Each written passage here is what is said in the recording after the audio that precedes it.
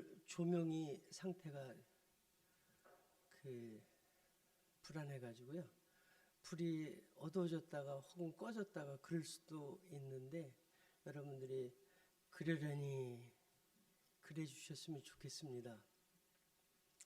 이 조명을 밝게 또 혹은 껐다 켰다 하는 그 장비가 있는데 그게 한 10년 넘게 쓰던 것을 여기다 재설치를 했는데 그게 좀 망가진 것 같아요. 그래서 수리를 보내고 또 임시로 장비를 하나 갖다 놨는데 그게 제대로 작동을 안 해서 조금 있으면 이게 또 어두워지기도 하고 제 기분하고는 아무 상관없는 거니까 여러분 그러려니 그래 주셨으면 좋겠고 오늘 임원 헌신 예배를 드린다고 그랬는데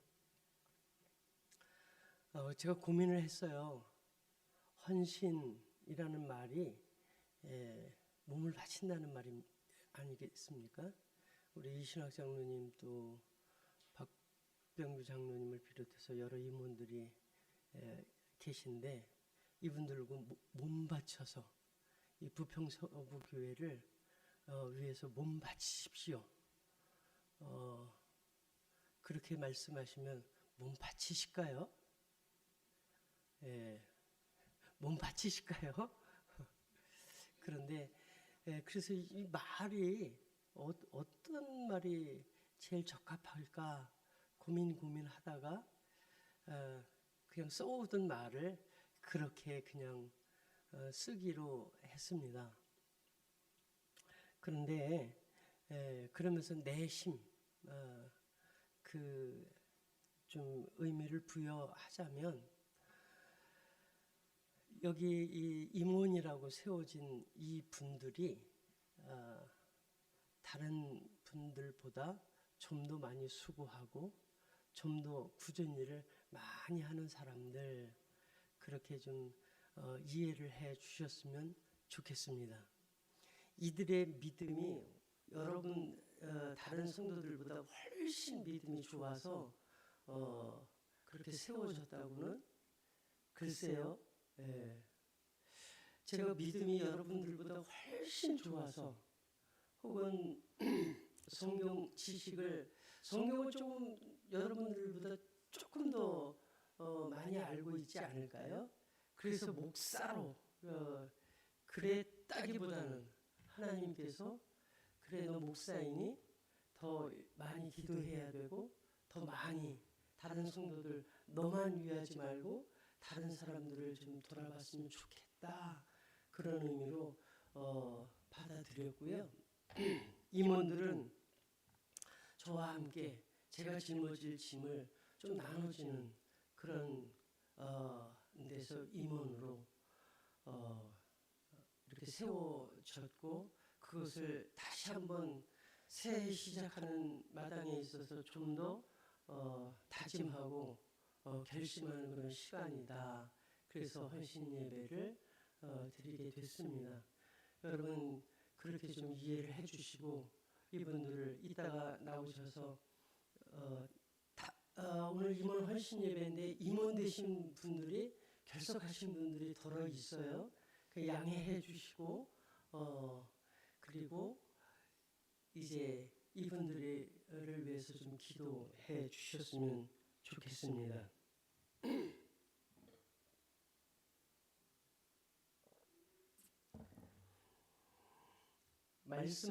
설교 말씀도 임원 헌신 예배에 합당한 그런 본문을 이렇게 선택을 해가지고 제목도 뭐 죽도록 충성하라, 뭐 혹은 모든 것을 다해서 충성하라. 그리고 뭐 그렇게 제목을 정하지 않고 그냥 우리가 해오던 대로 다니엘서 지난주에 뭐 했었죠? 네? 네? 지난주에? 에스겔. 네. 저도 깜빡했네요. 감사합니다. 지난주에 에스겔 설교 제목은 뭐였었죠? 여호와 삼마. 예. 오늘 아침에 누가 질문을 했더라? 우리 딸이 질문했어요. 삼마가 저기 강원도 홍천에 가면 삼마교회가 있는데 그 삼마교회가 이 삼마하고 맞냐 안 맞냐. 근데 삼마치 터널이라고 그 동네 이름이 삼마치 터널이라고 있는데 그 동네 이름이 삼마치예요. 그래서 거기에서 따라 삼마 그렇게 교회 이름을 정했고 이 에스겔서 마지막 절에 있는 48장 끝절에 있는 여호와 삼마하고는 좀 다르다고 제가 설명을 드렸는데 여호와 삼마 여호와께서 어떻게 하신다? 거기 계신다. 그렇게 말씀을 전했고요. 이어서 오늘 다니엘서 그냥 진도를 나가도록 그렇게 하겠습니다. 다니엘서를 어디를 읽을까? 어디를 본문으로 삼아서 말씀을 나눌까? 그러다가 7장 말씀을 이렇게 선택을 했습니다. 그리고 제목은 내 말이 옳도다. 다 같이 한번 따라해 보실까요? 내 말이 옳도다. 내 말이 옳도다.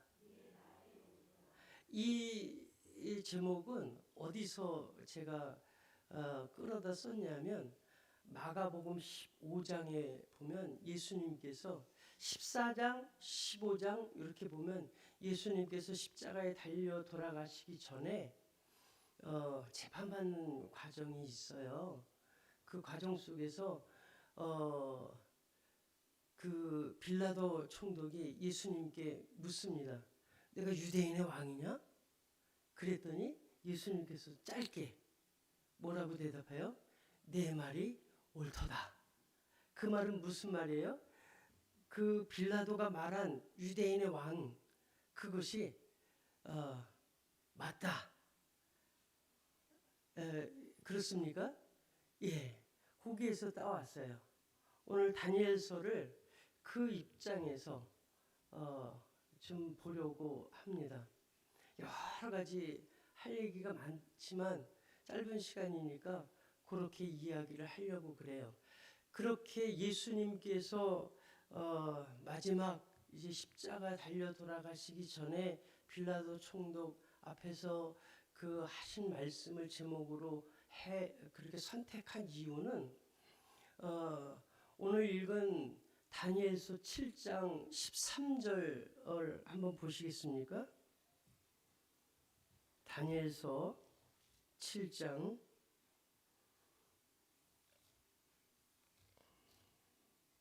천천히 찾으셔도 됩니다.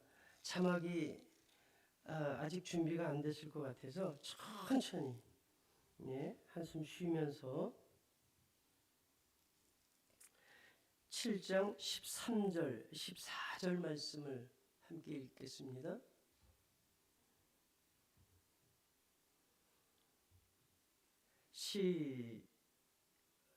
다니엘서 7장 13절, 14절 시작.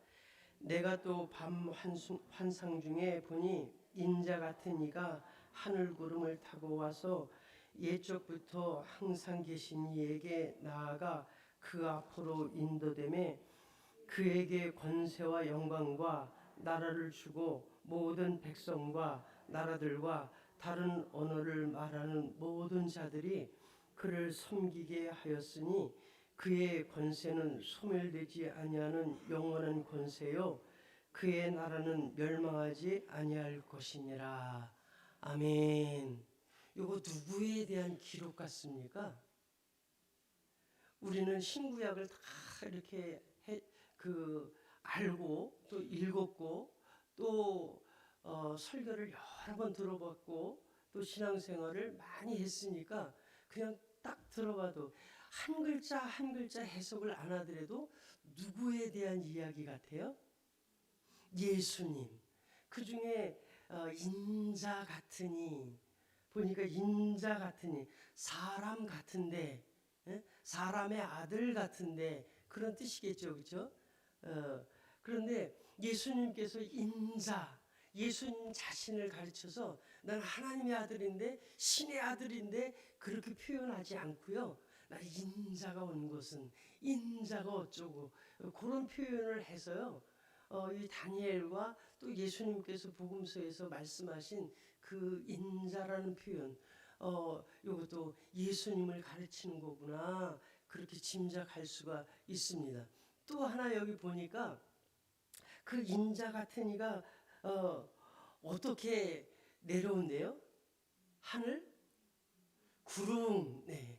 가만히 보니까 하나님의 뭔가 하나님께서 임재하시고 하나님께서 거기 계신다.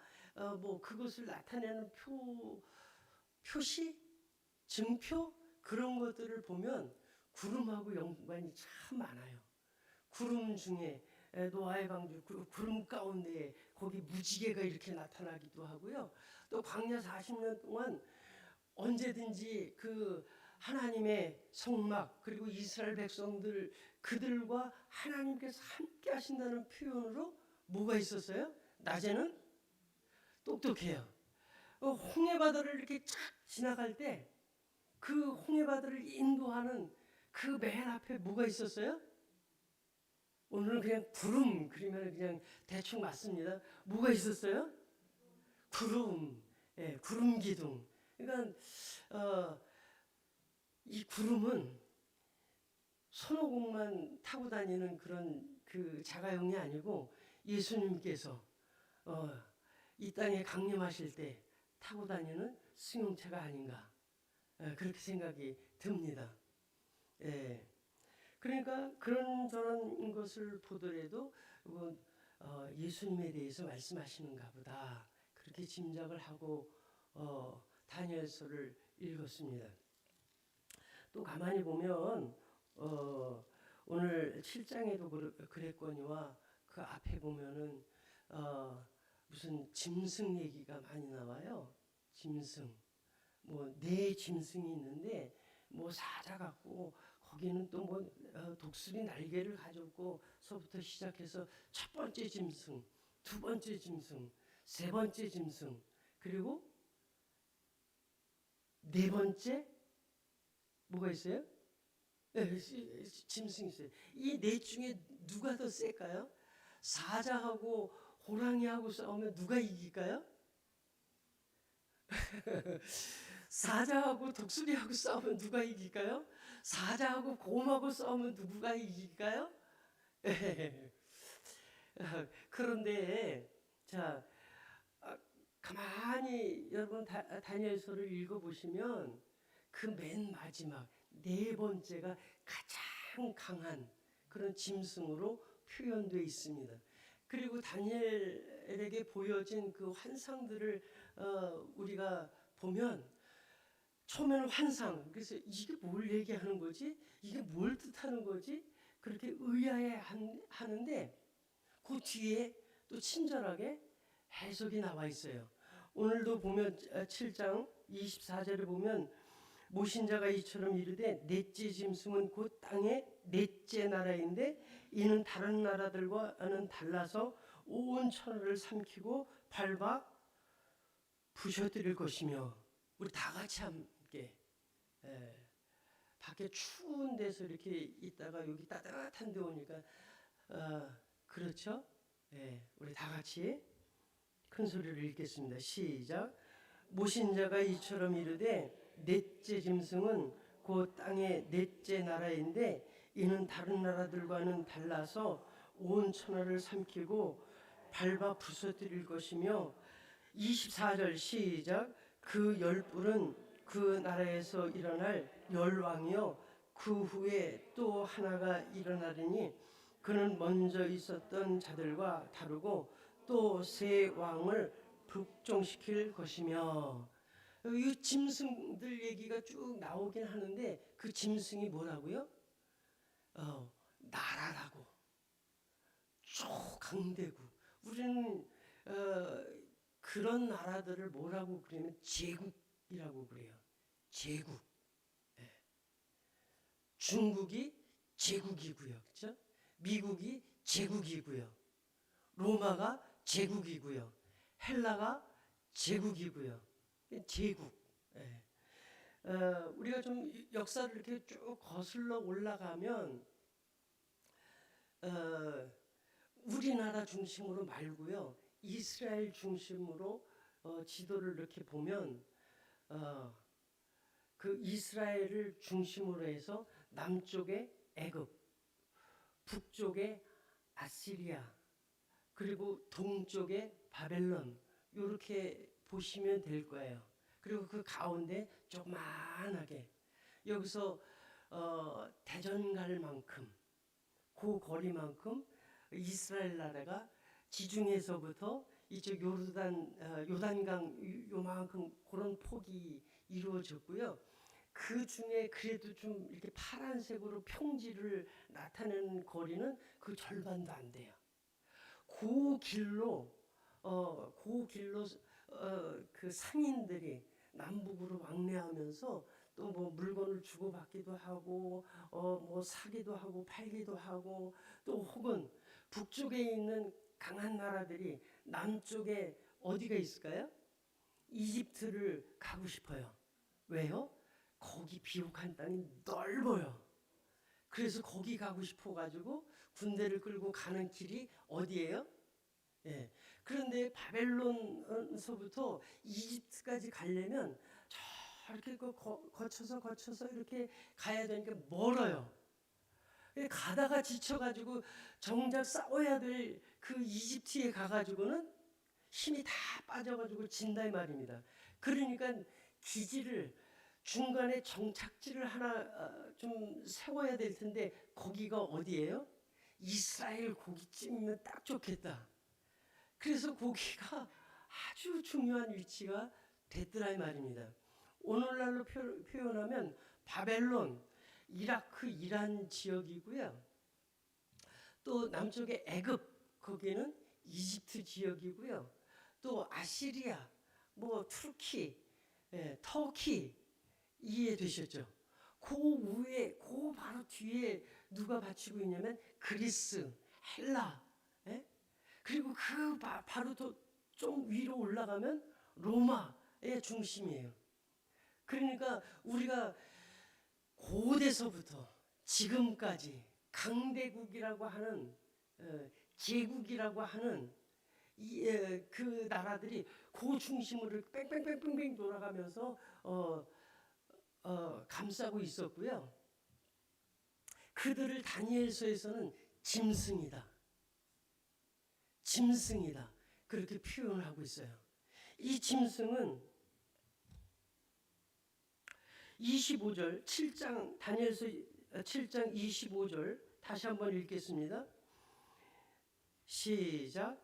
그가 장차 지극히 높으신 이를 말로 대적하며 또 지극히 높으신 이의 성도들을 괴롭게 할 것이며, 그가 또 때와 법을 고치고자 할 것이며, 성도들은 그의 손에 붙인 바 되어 한 때와 두 때와 반 때를 지나리라.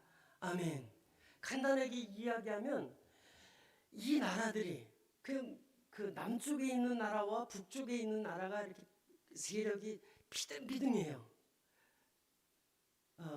여러분 전쟁을 할 때 어떤 때가 전쟁이 성립이 될까요? 너하고 나하고 싸웠어. 근데 누가 이길 것 같아. 그럼 싸우겠죠, 그렇죠? 질전쟁을 하는 사람이 있겠습니까? 그런데 두 세력이 아주 힘이 삐까쳐 싸워도 누가 이길지 모르겠어. 그때 전쟁이 일어날까요? 안 일어날까요? 안 일어나요. 그때는 서로 말로 싸우든지 뭐 어쩌고 저쩌고. 그러니까 그때는 예루살렘과 그 이스라엘의 평화야.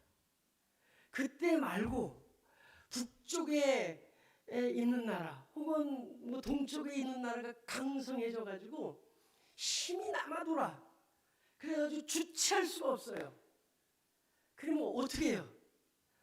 점점 여기도 먹고 저기도 먹고 저기도 먹고 그러다가 어디까지 가요? 아프리카까지 가는 거예요. 이집트까지 가는 거예요. 또 혹은 이집트가 강성해져요. 그러면 어디로 가요? 어디로 가요? 북쪽으로 가요. 그렇게 되면 지네 나라에서 싸우지 않고요. 우리도 청일전쟁이니 뭐 어쩌고 저쩌고 이제 전쟁들이 많았잖아요. 그렇죠? 근데 어디 와서 싸워요? 아이고야. 여기 와서 싸워요. 그리고 지네들 마음대로. 그리고 어떻게 해요? 전쟁 물자를 여기에서 내놓으라고 그래요. 그때는 고달프기 짝이 없고요. 자, 또 하나 우리가 잘 아는 아브라함. 예. 어디 출신이에요? 그냥 간단하게 뭐 우루, 하란 그렇게 표현하는데 그냥 바벨론 출신이라고 그렇게 좀 명명을 하겠습니다. 동쪽에 있는 나라 출신이에요. 거기서 오래 살았습니다. 평생 살았습니다. 70세에 거기를 떠나기 시작을 했으니까 평생 산 거랑 마찬가지잖아요. 아버지 때부터 할아버지 때부터 거기서 살다가 거기서 떠났어요. 그래서 떠나서 어디로 가요? 예루살렘, 가나안, 거기 잠깐 머물렀다가 어디로 가요? 이집트로 가요. 그래서 다시 또 끌어와가지고 가나안 땅 여기 머물라고 어쩌고 저쩌고 그랬는데 그 아들의 아들 때에 또 진보딸이 다 싸들고 어디로 가요? 아유, 여기는 가뭄이 들어서 먹고 사는 게 참 힘드네. 그래가지고 어디로 가요? 자, 저기 가니까 거기 어디 가니까 먹고 살게 장사가 잘 된대. 돈벌이가 좋대. 그래가지고 짐 싸들고 어디로 가요? 이집트로 가요. 애굽으로 가요. 거기 잠깐 가려고 그랬는지 어땠는지 잘 모르겠는데 그래서 간 세월이 어느 만큼이에요? 430년이에요. 그래서 아브라함의 후손인지 어떤지조차도 잃어버리고 있는 그때 하나님께서 그들을 나와 강제로 끌고 오셔서 다시 또 어디로 가세요? 그 가나안 땅, 약속의 땅, 거기를 뭐라고 그래요? 성경이 말하기를 젖과 꿀이 흐르는 땅. 사실요, 젖과 꿀이 흐르는 땅은 바벨론, 그 유브라데강, 뭐 메소포타미아 그 지역, 거기 나일강 유역, 저 그리스, 저 터키, 투르키에 거기 어디, 예? 거기가 젖과 꿀이 흐르는 땅이고요. 사실 모세와 또 이스라엘 백성들에게 보여주셨던 그 약속의 땅, 거기는 젖과 꿀이 흐르는 땅이라기보다 젖과 꿀이 흐르게 하시는 여호와 하나님이 계시는 그곳인 줄로 믿습니다. 그곳으로 하나님께서 인도하셨어요. 그런데 거기서 좀 잘 사나 싶었는데, 그래서 다윗 왕 때에 또 솔로몬 왕 때에 성전도 짓고 신앙생활 잘하는 줄 알았는데 점점 그들이 이상해져 가지고 자꾸 어디로 쫓아가요? 물론 성경에 기록하기는 바벨론, 그들이 강성해져 가지고 이집트로 내려가기 위해서 거기 이스라엘을 쳐잡수시고 거기 기지로 삼으시고, 그리고 그 백성, 왕과 그 백성들을 다 끄집고 자기네 나라에 와서 살게 했더라. 그렇게 기록되어 있지만, 그런 것도 있지만 우리가 다시 그 고레스 왕 때에 다시 니네 나라로 가 그랬을 때 돌아온 사람도 있지만 거기 머물러 있는 사람도 있더라. 그러니까 아이고, 젖과 꿀이 흐르는 땅이 여기가 아니고 그 바벨론 거기네요. 그렇게 생각하는 이들도 있더라 이 말입니다. 그러니까 아브라함 때서부터 이렇게 왔다 갔다 하는 그 길목이 어디냐면 바벨론에서 이집트로, 이집트에서 바벨론으로, 그 왔다 갔다 한 그 내용들입니다. 그것을 다니엘서 1장서부터 12장까지 이렇게 설명해 주고 있다고 저는 보았고요. 그 중에 하나님께서 7장 말씀을 통해서 하시는 말씀은 그 나라들, 지금 말씀드린 그 이집트가 됐든 그리스가 됐든 또 무슨 헬라가 됐든 또 바벨론이 됐든 메대가 됐든 바사가 됐든 페르시아가 됐든 로마가 됐든 그 어떤 나라든지 너희를 위해 주는 나라가 아니고 너희를 잡아먹으려고 하는 나라고 너희를 괴롭게 하는 나라고 너희를 부서뜨리는 나라고 그러니 그들 의지하지 마라. 그들의 다니엘서 1장에 보면 다니엘이 결심하고 어떻게 해요? 왕의 그 차려주는 음식을 그리고 포도주를 거부했다고 그래요. 그것은 이렇습니다. 그 밥상에 이렇게 앉게 한다. 그러면 그 사람의 영향력 아래 두고 있다. 그런 의미로 받아들이면 좋겠습니다. 내가 누가 차려준 밥상에 이렇게 앉아 있어? 누구와 밥 먹었어? 우리가 그러잖아요. 우리 밥 한번 먹을까? 그런 얘기를 자주 하잖아요. 밥 먹을 데가 없어서 밥 먹여주겠다는 얘기가 아니고 누구 영향력 가운데 있어. 그런 얘기예요. 다니엘서 1장, 2장, 3장, 4장, 5장, 6장까지 그런 얘기들로 쭉 내는데 밥상 얘기가 나오고요. 그 다음에 신상 얘기가 나오고요. 또 뭐 그런 얘기들이 쭉 나와요. 그게 뭐냐면 다니엘은 거기 비록 포로로 잡혀왔고 또 거기에서 바벨론의 느부갓네살 왕의 그 영향력 속에 살아갈 수밖에 없었지만 다니엘은 결심하고 어떻게 해요? 그 영향력에서 벗어나려고 했다. 그 결심을 했다. 그랬더니 주어지는 보상이 뭐예요? 풀무불 속에 들어가고 사자굴 속에 들어가고 그런 가운데도 어떻게 했다? 그 영향력 그거를 거부했다. 이해되셨습니까? 그 얘기입니다. 그 7장서부터 8장, 9장, 10장, 11장, 12장에서 이럴 거야. 지금 너희들이 당하고 있는 이 어려움보다도 이제 예수 믿고 그러면 어떻게 해요? 예수 믿고 그러면 어떻게 돼요? 예수 믿고 그러면 어떻게 돼요? 천국 가요. 예수 믿으면 그 다음부터 평탄한 길, 승리의 길, 모든 것이 다 우리에게 다 주어지는 그런 이제 불행 끝, 행복 시작. 그런데 다니엘에게 주시는 그 환상 가운데 하나님께서 말씀하시는 말씀은 지금 당하는 어려움, 근데 이거보다 더 어려워. 어느 만큼? 한 때, 두 때, 반 때. 이게 무슨 때인지 모르겠어요.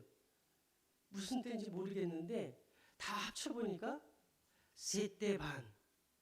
아라비아 숫자로 표현하니까 3.5.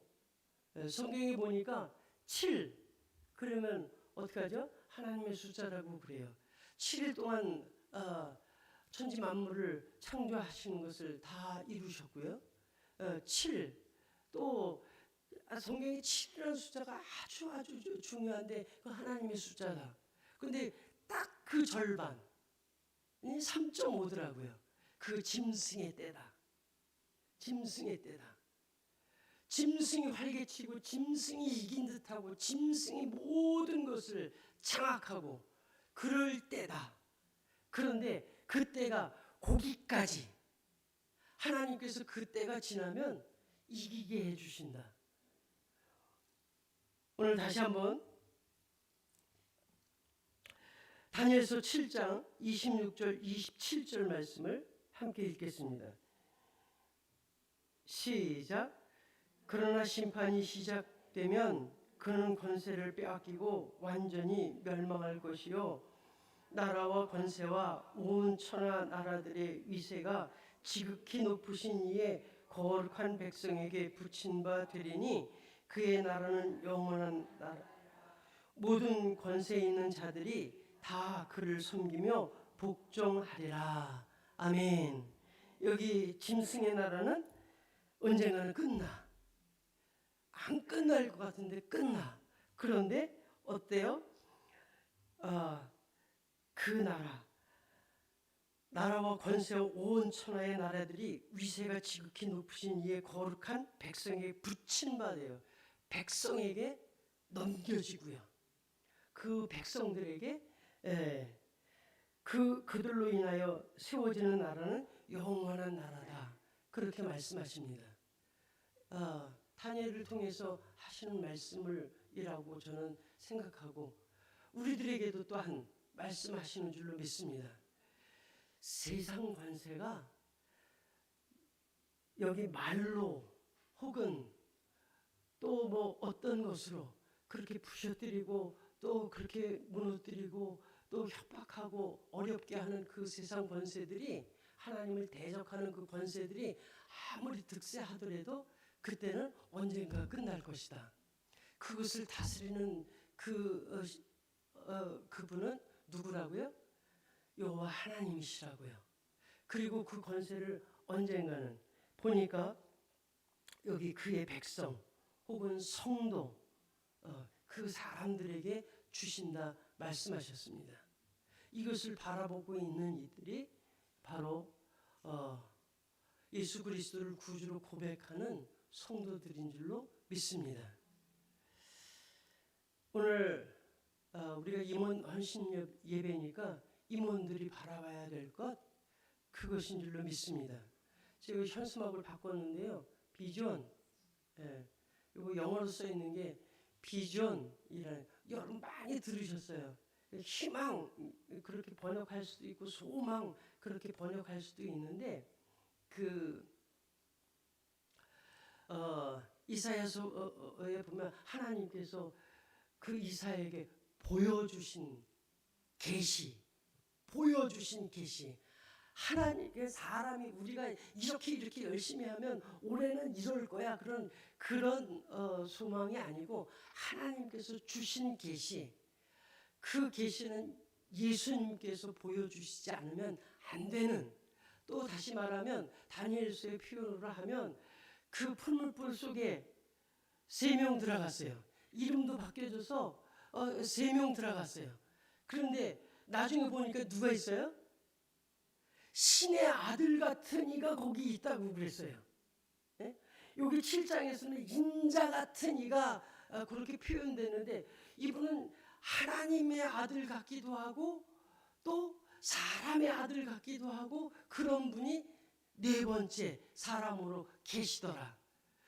그분이 함께하여 주시는 그것이야말로 참된 비전이다.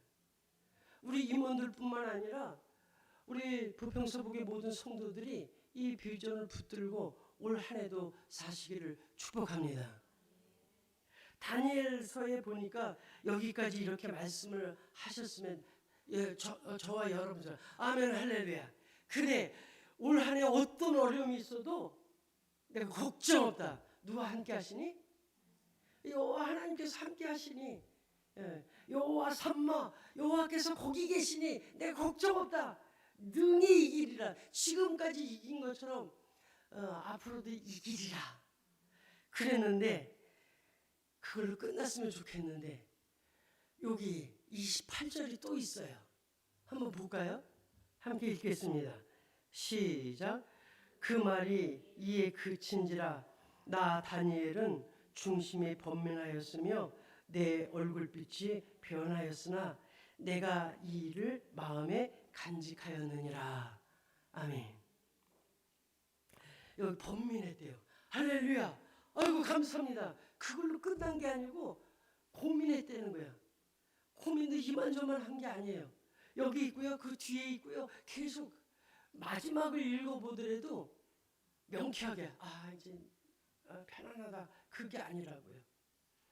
이 말씀을 오늘 제목으로 삼았던 마가복음 15장 내 말이 옳도다 그 말로 결론을 내리려고 합니다.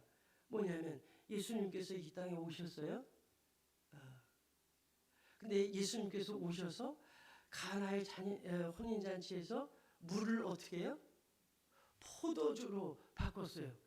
이야, 이거는 사람이 할 수 있는 일이에요? 아니에요. 이거는 하나님이 하시지 않으면 안 되는 일이에요. 그것만 있었습니까?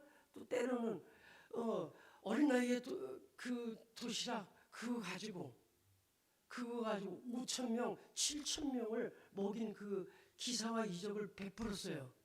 이거 사람이 할 수 있는 일이에요? 아니에요. 하나님이 하시지 않으면 안 돼요.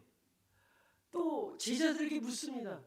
사람들은 나보고 누구라고 그러느냐? 엘리야 혹은 예레미야라고 그럽디다. 유대인들에게 있어서 정말 하나님의 가장 가까운 사람, 그런 선지자가 있다면 엘리야일 거야. 또 예레미야일 거야. 그러는데 예수님을 그 비슷한, 너희는 나를 누구라 하느냐 그랬더니 주는 그리스도시요 살아계신 하나님의 아들이십니다. 왜요? 베드로 이하 제자들이 예수님께서 가는 곳마다 기적 같은, 정말 하나님이 사람으로서는 할 수 없는 일, 하나님께서만 하실 수 있는 일을 하셨기 때문에 이분이 메시아야, 그리스도야, 하나님과 동등된 분이야, 그렇게 고백할 수 있더라 이 말입니다. 그런데 그때 예수님께서 뭐라고 그러시냐면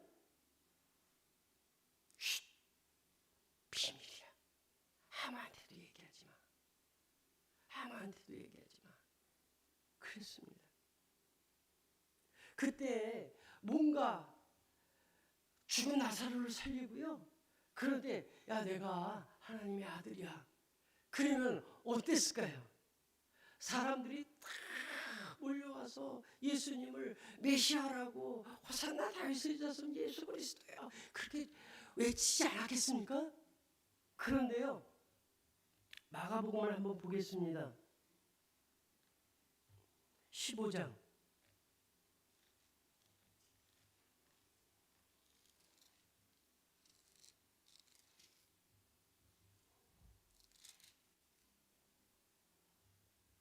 14장부터 계속되는데 15장 1절서부터 5절까지 함께 읽겠습니다. 시작. 새벽에 대제사장들이 즉시 장로들과 서기관들 곧 온 공회와 더불어 의논하고 예수를 결박하여 끌고 가서 빌라도에게 넘겨주니 빌라도가 묻되 내가 유대인의 왕이냐? 예수께서 대답하여 이르시되 네 말이 옳도다 하시매 대제사장이 여러 가지로 고발하였는지라 빌라도가 또 물어 이르되 아무 대답도 없느냐? 그들이 얼마나 많은 것으로 너를 고발하는가 보라 하되 예수께서 다시 아무 말씀으로도 대답하지 아니하시니 빌라도가 놀랍게 여기더라. 아멘. 내가 그리스도야, 내가 유대인의 왕이야, 이거는 영광 받을 자리에 가서 내가 한 거야, 그래야 맞잖아요. 그런데 여기는 그 말을 인정하는 그 순간부터 두드러 맞고 살이 찢겨가는 채찍에 맞고 온갖 침뱉음을 당하고 심지어는 옷을 벗기고 심지어는 사지가 나무에 매달려서 죽는 그 자리라고요. 인간으로서 연약한 그 자리라고요. 정말 인자, 사람 중에 사람, 그 모습의 자리에서 내 말이 옳도다, 내가 그리스도다. 여러분 같으면 어떻게 하시겠습니까? 여러분 같으면 어떻게 하시겠습니까? 이 예수님의 서슴지 않고 내 말이 옳도다 그 인정하는 그 모습을 보면서 다니엘의 모습을 봐요. 하나님께서 확신에 차서 꿈에 보여주시고 그걸 한 번도 아니고 두 번, 세 번 계속 보여주시고 그래 네가 견뎌야 돼. 그래야 성도들을 이기게 하시고 하나님께서 영원한 나라로 인도할 거야. 그런 약속을 받았음에도 불구하고 아직 다니엘 속에는 한편으로는 짐승, 한편으로는 사람 그 자리에 있더라 이 말입니다. 오늘 여러분들이 오늘 말씀을 통해서 하나님 아멘, 내가 짐승의 그 밥상에 참여치 아니하고요, 예수님 그분을 따라가겠습니다. 십자가를 지겠습니다. 제자의 삶을 살겠습니다. 임원으로서 헌신하겠습니다. 그렇게 결단했더라도 또 뭐예요? 갈등하는 거예요. 번민하는 거예요. 번민해요. 고민해요. 여러분, 이것이 우리 삶입니다. 예수님을 주로 고백하면 모든 것이 끝난 것 같은데 끝나지 않더라고요. 세상에 온통 짐승들, 제국들, 그래야 잘 된대요. 여러분, 서울대 나와야 출세하잖아요. 그러니까 어떻게 하든지 목동으로 이사하고 싶고, 목동에 있는 학원에 보내고 싶고, 아니 그게 안 되면 저 송도에 있는 무슨 학원에 보내고 싶고, 아니 유학을 못 시키더라도 어떻게 해요? 그 송도에 들은 외국 학교에라도 이렇게 보내고 그러고 싶잖아요. 고졸 출신? 아니 고졸도 아니고 중졸도 아니고 그런 신세가 이 세상에서 어찌 되겠습니까? 누구 줄을 타야 되고, 재산이 얼마야 되고, 뭐가 돼야 되고, 그래야 사는 거 아니겠습니까? 우리가 죽을 고생해서 허리가 부셔져라 우리 자식들을 위해서 해야 되는 그 모든 일들이 사실은 짐승이 주는 그 밥상에 한번 참여해 볼까, 그것 때문에 했던 거 아닐까요? 여러분 아니십니까? 돌이켜보니까 저도 그랬더라고요. 저도 고민스러워요.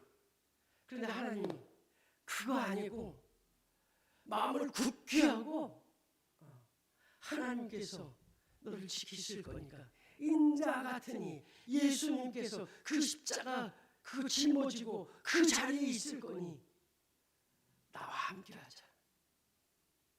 그 말씀을 오늘 다니엘서를 통해서 말씀하시고, 또 직접 구름 타고 오셨는지 어찌 오셨는지 모르겠으나 유대 땅 베들레헴에 오셔서 아무도 영접지 않은, 반기지 않은 그 자리에서 내 말이 옳도다, 그리고 쳐맞고 버림받고 그리고 십자가를 지십니다. 거기에 지키고 있던 어느 군인이 그 모습을 보고 참으로 저분이 그리스도구나 고백하십니다. 오늘 이 말씀을, 이 예수님의 그 심정을 우리를 알게 해달라고 우리 함께 기도하겠습니다.